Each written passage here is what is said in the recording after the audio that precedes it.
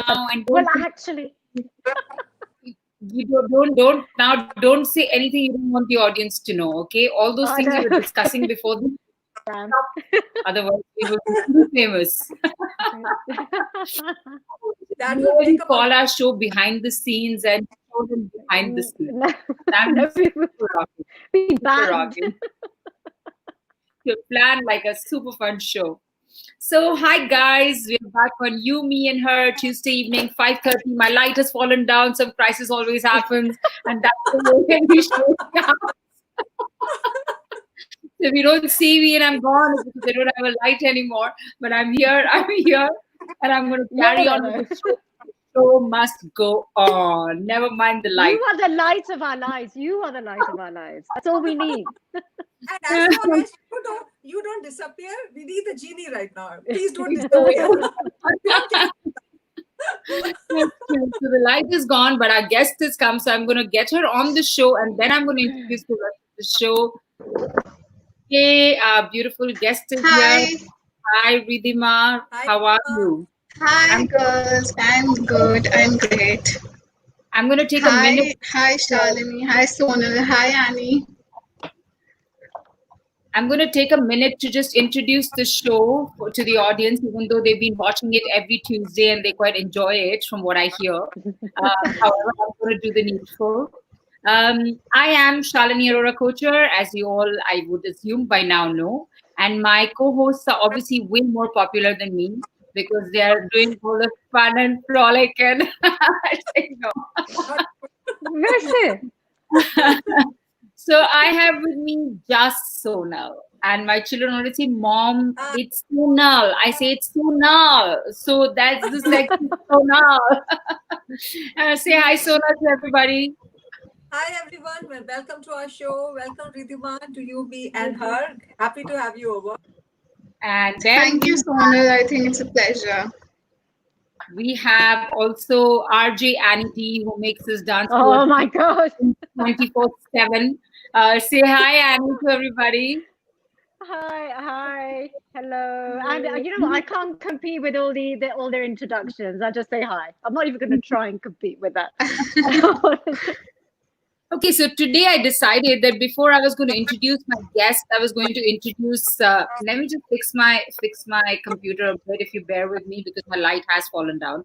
Before I'm going to introduce my guest, I'm going to introduce a few rules that we have in this show because it's going to make it more fun for you all to watch once you know all the rules that we follow. And we have Shubham and Lata saying hi before I start saying the rules. So say hi, Sonal. I think some friends of yours are saying hello to you Hi. here. Okay, Yes. so the drill goes, the rules are number one, when Annie's maid comes to ask what she should cook for dinner, it's only for her. So we have to shut up and wait because the maid is me. Okay, this is rule number one. Rule number two, when Sonal is asking questions, there's a D&D. She takes her role very seriously and we comply. Just shut up and listen. When Annie forgets that we must speak on the show as well, we keep making faces till she realizes our faces have become warped. When Sonal and Annie keep talking too long, Shalini starts playing Candy Crush. Just FYI, guys. Don't give Shalini any questions prior to the show. She will do her thing anyway. Just grin and bear it. Yep. You've seen that. It's on the list. When the Ridhima, audience writes, we do get serious. Don't run away. This is just a banter. No, please. Please. I think it's super fun. When the audience writes comments Shalini doesn't like, she deletes them and blocks those people. Seriously. Right? Only the thing. Number 7, it's quite possible that one of the hosts falls off the show. It's not because she's fallen off her chair. It means technology is playing tricks or a light falls off, like we just did, right? We do try to hold it together till we can bring her back, so hold on to your horses. The rule for the audience is don't play favorites because we know we are all awesome. Just love us. Rule number 10.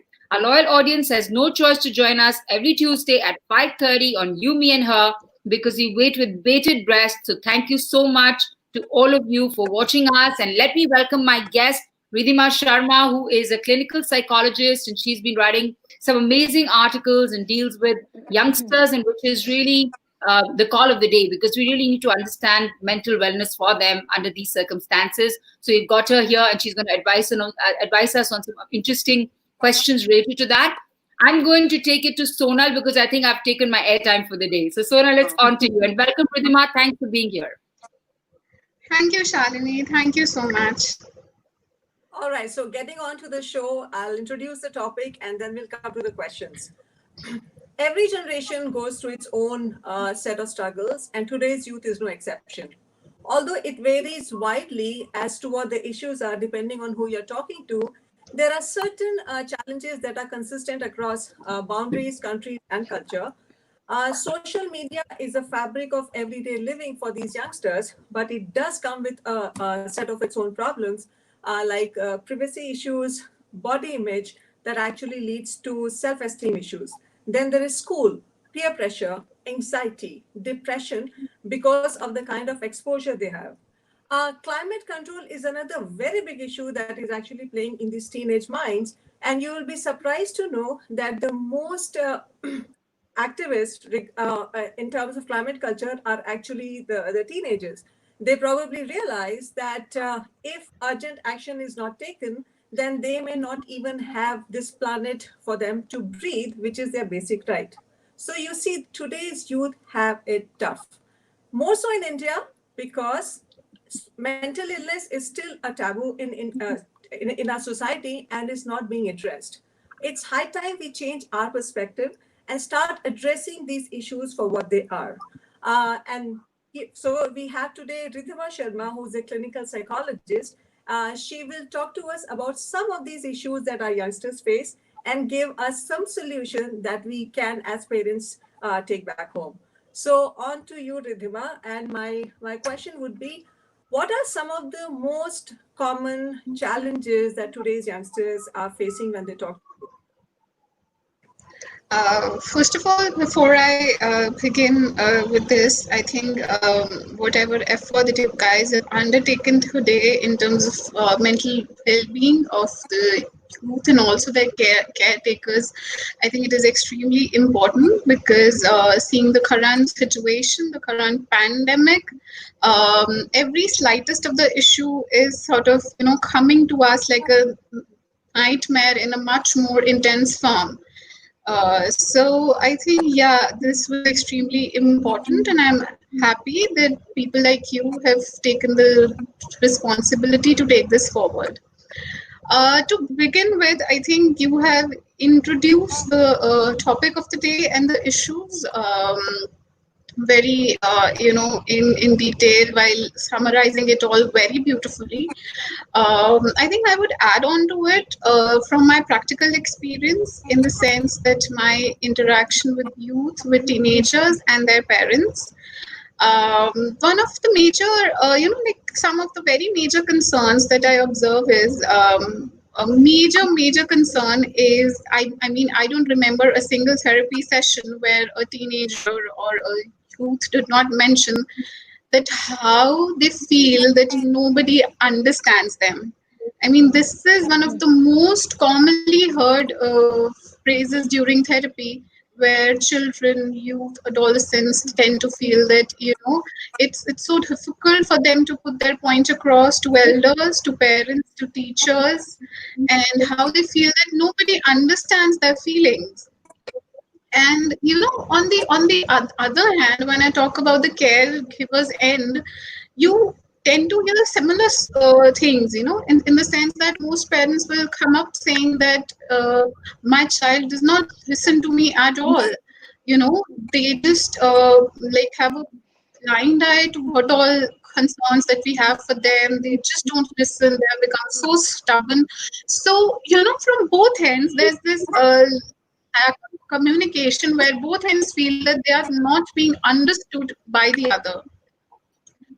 Adding to this, I think as like post the age of say 10 or 11 years, I think a lot of self-worth issues arise. I see most youth, most teenagers, adolescents questioning their self-worth. whether they are reaching the expectations of their parents or not. Are they a good daughter? Are they a good son? You know, um, and social validation also. With questioning self worth, I think there's a lot of social validation that they are aiming at. Another very common thing that I also observe is that somehow they end up feeling that how the world outside is sort of hostile for them, in the sense that teachers are against me, teachers don't like me, my parents don't like me, which yet again is somehow uh, related to when I said that that whole feeling that I cannot put my point across. I'm not being understood well by others. Most importantly, I think of late, although a lot of platforms have started acknowledging this, but I think body image issues. Body image issues have become a major concern for most teenagers, adolescents. They sort of question the way they look. They question the way others are perceiving them, the way they dress, how their body appears, whether their hair are soft or silky or curly or straight and whatnot. So I think if I would want to summarize, then I think, yeah, these are some of the major concerns that I most commonly hear from parents, from children. Also, if I talk about the parents, and I think a lot of parents are having this concern of increased social media presence of their children. Most parents will just come up saying that the child is spending way more time on social media, using mobile phones, using tabs, and whatnot. So yeah, I think these are some of the major concerns, which I would say. So you talked about how these youngsters or the youth have a problem in like they feel like nobody understands them. And I think from being a parent, I especially this generation, we are actually trying very hard to bridge that gap. So where are we going wrong, or what is it that we should do? Are these problems genuine, or are they actually coming out of some hormonal changes that they're going through, or is it a family situation? Because it seems with a lot of parents that everybody is trying their best to actually bridge that gap. I can't talk about the entire section. So where is the gap? What are we missing out on that they feel that? That's a very good question. That despite trying our best, despite putting in our best efforts, why this gap? So I think to begin with, first of all, I think children these days are exposed to way more stimuli that we could ever imagine. Instead of so initially, like while I was in school, it used to be us spending more time with parents, and then the second used to be school. Like if you just bifurcate the number of hours that we in school used to spend, it used to be more with parents and then came school. But I think these days social media has outnumbered the number of hours spent with parents and even at school. So constantly, there is someone, there is who can say some kind of an virtual support system that adolescents are somehow resorting to. Instead of resorting to real support systems like parents and friends, they have somehow resorted to a virtual support system, and it's somehow like supposedly support system, because it's not actually that supportive, if you see. But you have someone out there for you 24/7, through social media. And imagine how supportive it might be for a teenager who is finding it so hard to connect with the world outside, with the real world outside. So social media, or say virtual mediums for that matter are very have become very non-threatening source, a very non-threatening supporting system also, and also a defense mechanism, you know.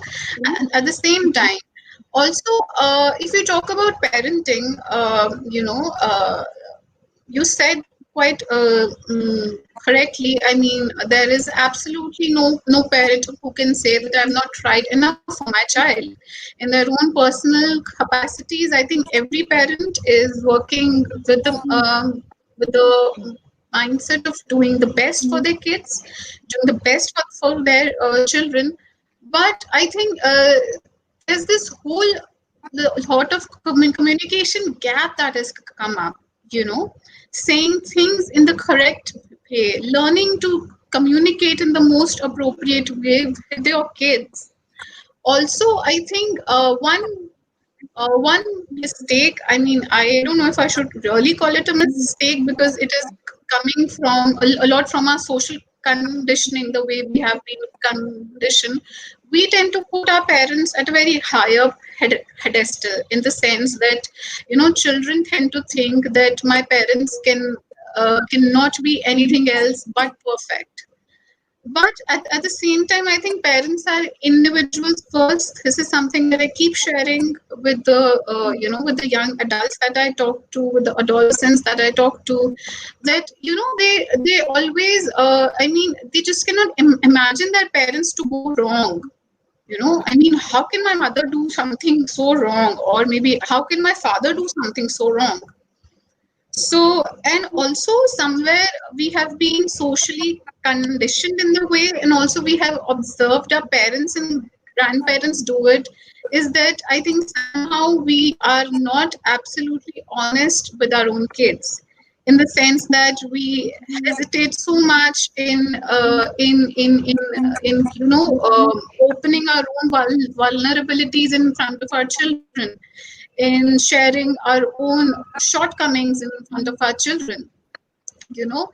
And that's where we end up communicating that, you know, there has to be nothing but perfection. I mean, there cannot be anything else but perfection.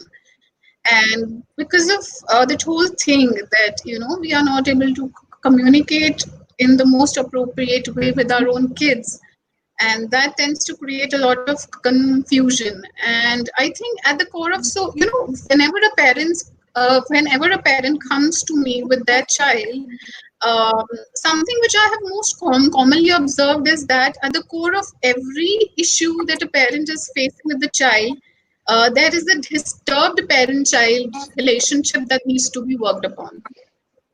Even the slightest of issue, like, you know, when a parent comes and says ki, you know, school ka kaam nahi kar raha hai theek se, you know, the child is not performing well at school and not listening to me, at the core of it is a disturbed parent child relationship that needs to be explored.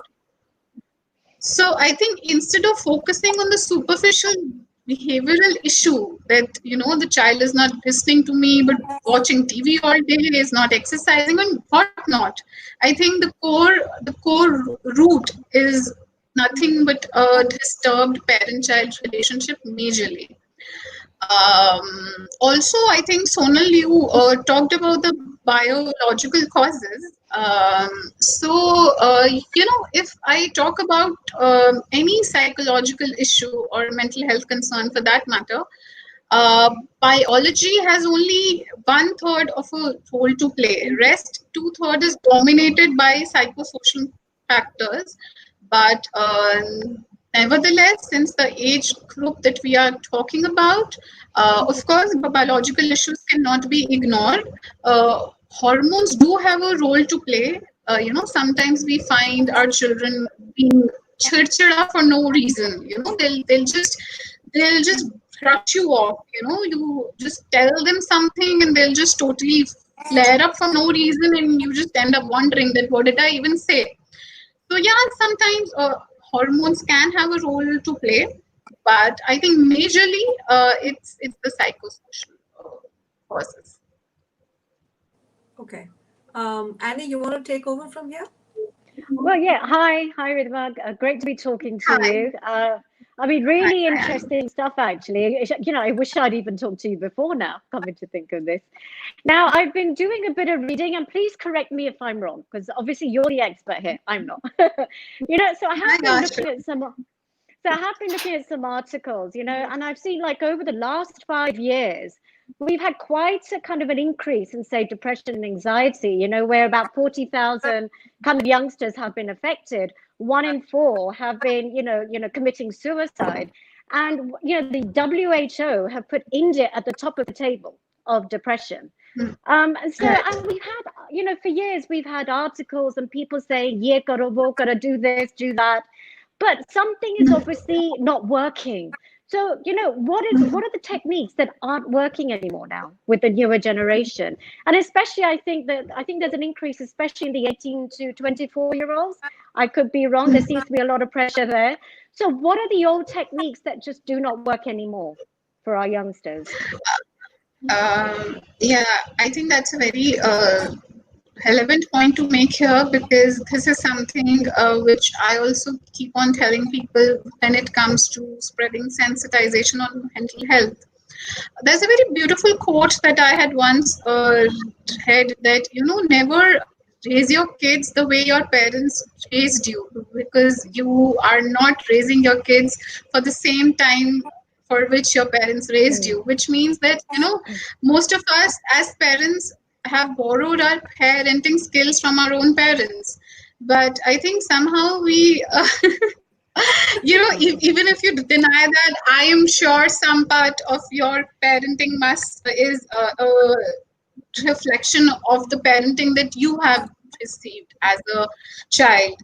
So, somehow we end up seeing our kids in the same time frame as we were, as kids. I just hear most parents telling, that when I was my child's age, I was doing this, I was doing that, and look at this girl or this boy, she is barely doing anything. So, we constantly tend to draw comparisons and fail to accept the times have changed. And since the times have changed, our way of parenting, the measures that we adopt need to change. Another very important thing in the Indian cultural context, especially if I talk about, is that, because I have worked a lot with the underprivileged communities, and you will be shocked to know that there is no exact word in their vocabulary which translates to depression. Wow. Even if I talk about our own mother tongue, Hindi, can you give me the best word for depression? I don't know, actually. I'm the wrong person to ask. Thank you very much. I know. मन नहीं लग रहा है, सुस्ती आ रही है. I don't know. Yes. You're so right. Even if there is a word, we don't even know about There it. is no word for depression. Yeah, and it shows a lot about our culture. Yeah. So, about a lot of mental health concerns, we absolutely have no words in Hindi, in our own mother tongue. So it is almost like Indians are not supposed to experience depression or what, or maybe depression or anxiety is a concern of the West. I mean, is that the mindset with which we are working with? That's why we don't have an appropriate word, in our mother tongue, maybe. So, imagine when we talk about depression, anxiety, it somehow makes me feel that we are sort of speaking it from a privileged pedestal, because we are socially, economically privileged. That's why it is easier for us to talk. But imagine for people who actually do not enjoy that privilege. For them, depression, anxiety have no meaning. All they are concerned about is, having a livelihood, procuring 2 square meals a day. I mean, that's it. So I think one of the major reasons that for a longer time parents have been ignoring this is because they think that this is something which we do not experience. Right. So we're not tackling it. Parents. Yeah. So, parents will outrightly deny ki, how can the child even think of suicide?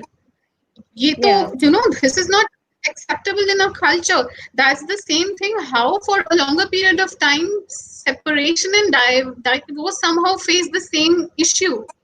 Where Yeah. parents used to just outrightly deny that there can absolutely be no explanation for undergoing a separation or a divorce. I think similar is the condition of mental health issues in India. Right. So they're not really thinking about the child and making the issue about themselves. Is that what you're saying, really? Exactly. So, Exactly. right. And what I found interesting, when we were putting your information together, we were trying to get the name and trying to get the promo out. What really interested me was when Sonal mentioned, that Ridhima does, she chooses eclectic, these very far out approaches to deal with certain issues nowadays. Now, that was really interesting to me. So what kind of new approaches are you looking at and therapies for youngsters today? So, if I talk about today, I think therapeutic approaches have evolved to a great extent, and I think in India we actually have access to one of the best professionals who are practicing and also teaching those therapeutic techniques. When I look Mm. at working with teenagers or young adults, I feel, somewhere we think that therapy has to be largely about talking, talking, and talking. While for most young adults, for most teenagers, talking may not be everyone's cup of tea. Yeah. Not everyone is comfortable in verbalizing their own issues, knowing that most of the time we are trying to make sense of our own thoughts. So when you have not even made the sense of your own thoughts in your own head, how can you even verbalize it? So I think her approaches like art based therapy, which are very non judgmental, and they require very limited vocalization, uh, very limited verbalization, while at the same time they work at a very deeper level. So I think approaches like these are gaining popularity, and also they have showed tremendous results as well. Yeah. So how does that work though? How does painting or creating something work though? How does it help the child? So actually, if you look at the literature work of very famous writers and authors, and if you look at the creations of some of the very popular painters like Van Gogh and Picasso, somehow they have ended up reflecting their psyche in their creations. You know, Da Vinci and whatnot. I mean, it could be, Mozart, or, for that matter, any artist somehow ends up putting his own psyche. The creation is somehow the reflection of an artist's own psyche, and that can be very very therapeutic in the sense that it can provide a very non-judgmental release of your own conflicts, of your pent up emotions. Right. And you So found it to be very effective. That's That's that's what yes, you're actually, saying. yes, I think it's Ah, very great. I Okay. think that's a Shardani? great way to get into a child's imagination. I think that's super yeah, awesome. Yeah. I do have a yeah, couple of questions, but you were absolutely right about what you said, that the beliefs that children have are actually because of the well-meaning parents, because we're comparing hmm, them to neighbors. We're saying, oh, so and so's child is doing so well, and why don't you do that? So I think these are what form the beliefs as the child grows up, and I think we parents need to fix our comparison and relative story there. But before I ask the question, I do want to address one or two things that the audiences have said. So Lata has mentioned a very nice point, saying giving kids a lot of validation and confidence is so important. It'll reduce the risks of kids falling in the trap of peer pressure, leading to social anxiety and other issues, some as extreme as suicides. So she's absolutely yeah. spot on. I just want to read it out because I thought that was a very interesting thing. We also have Harjeet, who had a question which I would like you to address. He was, in fact, very keen to find out if there was a way that he could come in the show and ask it, but I couldn't figure out how to get him on the show. So I'm just going to read it out, Harjeet, for you. Bear with me. Um, he says, I run a rehab school with 264 kids and a regular school with 3,500 kids in Bangalore. Mental health in kids is a denial syndrome for most parents. While there are 100 different ways to address this, we would mainly like to know more about how to break the ice with the kids and encourage them to go for tests and therapy or at least assessment. Okay, I That's think that's a very relevant question to ask, and also one of the major challenges that I, as a professional, have faced in my early years also. So now there are two things. One is that when we are talking about parents not accepting mental health concern, so we need to understand that from where is it coming.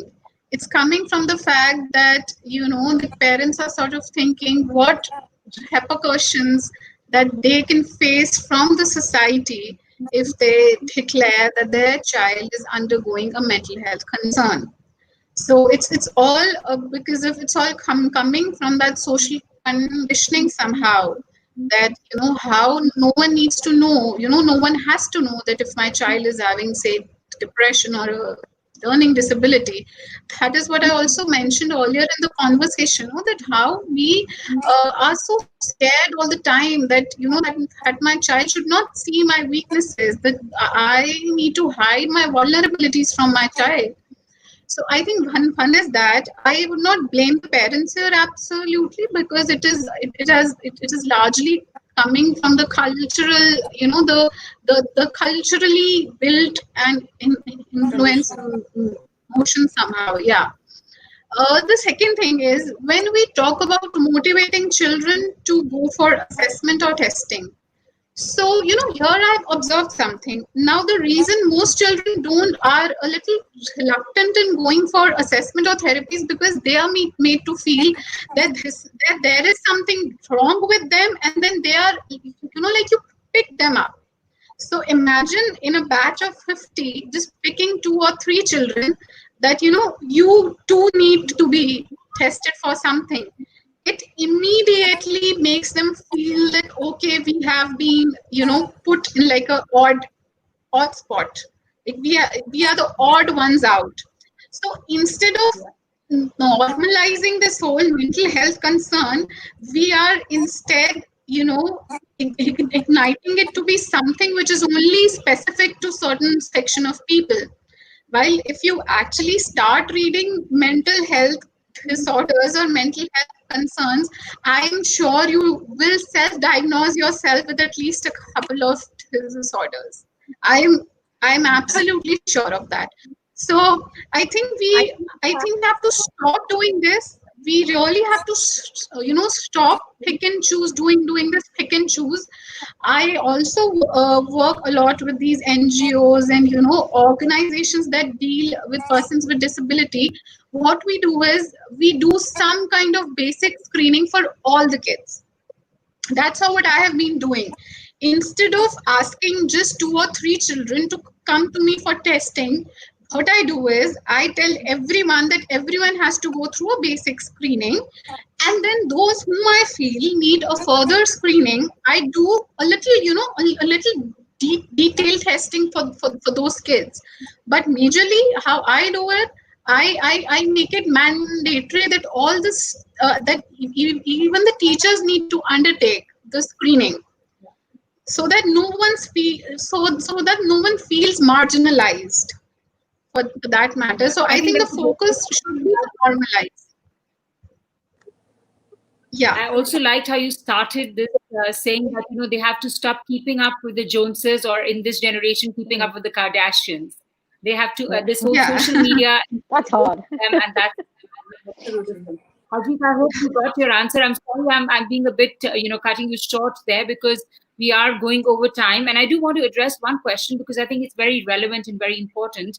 We had the ability to have a social culture because we were brought up going out and playing in the playground, and this generation in any case was very committed to their computers, and we had to actually push them out and say, you got to do the social bit of hanging out with people. And look what circumstances did to all of us. Is everybody there? Because my signal's kind of playing tricks. Yeah, I can hear you, but it's frozen now. Yeah. Go ahead, Charles. I think she's frozen. Okay, can you still hear me, Ridhima? Yes. Now you're back. Yeah. It's perfect. No, I think we all kind of. Can you hear me, Ridhima? Yeah, we can hear you. We can hear you. Yeah. It's good. Can you? I can hear you. Okay, so my question was. Okay, great. So my question was that do you think that this situation is going to have a long-term impact on the young adults as far as their need for hanging out socially is concerned? Do you think there's a long-term impact here? I think we are already under the long-term impact. I mean, I don't see that the impact is yet to come. I think we are already under the impact. Yeah. But somehow how I see it is that after all, what was the need to resort to social media or a virtual reality medium? That's how I see it. I mean, I have mentioned it before also that after all, what was the need that the real world started looking so challenging to survive it. I am still finding the answer, but for some part of it, the answer that I have found is, I think because teenagers and young adults have started sensing a lot of judgmental attitudes around them. They feel that they are constantly under the radar. They are being constantly judged by their parents, by their peers, by their teachers, and there is all the time there is an expectation to fulfill. And how to deal with that, because that's another important question. And I say this to most parents: please stop using the Y's with your kids. WHYY. So avoid using Y's in your So I always say that the best piece of advice I've given my children: don't go out with the trap. Just hang in there. Yeah, Okay, so instead of asking why, always approach the child's feeling as to what the child is feeling about that particular situation. I think I think that'll give you a better edge in dealing with the issue. Do you hold training sessions for parents? Yeah, I was about to say, adults need therapy. It's actually not the children. I've realized that.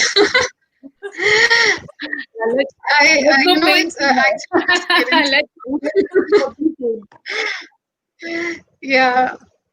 But Charlie, I think most I'm going to let Annie Sonal say bye to you, because I think our signal is playing tricks, and plus we are like way over the time. Ridhima, we will have to bring you back on a show because there are so many questions that are coming up and we will want to address them. So we will want to bring you back. But for today, I think it's been super awesome. Sonal and Annie, would you like to say something to Ridhima before we sign off for the day? Yeah, do make sure you create classes for adults. Please. Also, a quick, Ridhima, if you can give a quick message to the parents, what would it be? The takeaway from very today's quickly, in a nutshell. I think the major takeaway that I would want all parents to have is that please take care of your own mental health before because there is so much on your shoulders. Please be a little kind to yourself, because when you be kind to yourself, you understand what that kindness means to the kids. So I think give some time to yourself, take care of your own mental health first, and then think of taking care of the mental health of your child. So, yeah. I think that's super. I'm going to reiterate what Ridhima said by saying that you all have given enough vitamin C to the children and taken care of the physical health. It is time to focus on communication. I think that is the key with your children, and that is the training for all of us parents, that if you talk to them, they will tell you. And they say that go out there and find out what your child wants and then advise them how to do it. That is the best way to bring up your children. And Dr. Ridhima, it was such a pleasure to have you on the show. Annie and Sonal, I mean, thank you. This camaraderie, it doesn't get better than this. You guys keep watching. Thank you to our loyal audience. We're very humble that Thank you you. join us every Tuesday, and we will keep entertaining you with new topics and giving you new insights. Thank you all for watching. This is bye from Annie Sonal, Dr. Ridhima, and me, Yumi, Bye. and Bye. Everyone. Bye. Bye, bye, Simon. Bye, Annie. Bye, Bye. bye, everyone watching. Bye.